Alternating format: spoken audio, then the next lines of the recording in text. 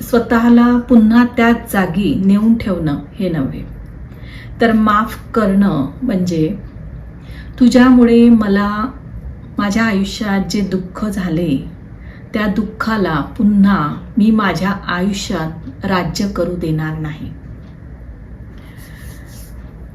आणि इतके मजबूत बना की कुणी तुमच्या आयुष्यात निघून गेले तरीही तुमचं आयुष्य थांबणार नाही. कारण काही लोक आपले नसतातच,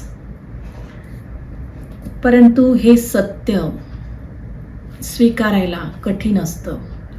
डोळ्यात पाणी येतं, दुःख होतं, आठवणी त्रास देतात. परंतु जेव्हा आपण मागे वळून पाहतो, एक दिवस असा येतो जेव्हा आपण मागे वळून पाहतो तेव्हा आपल्याला कळतं की बरं झालं ते नातं तुटलं, कारण त्यामुळे मला माझी किंमत कळाली. म्हणूनच तुमच्या आयुष्यातून एखादी व्यक्ती तुमच्यापासून दूर गेली असेल तर स्वतःला दोष देऊ नका. कारण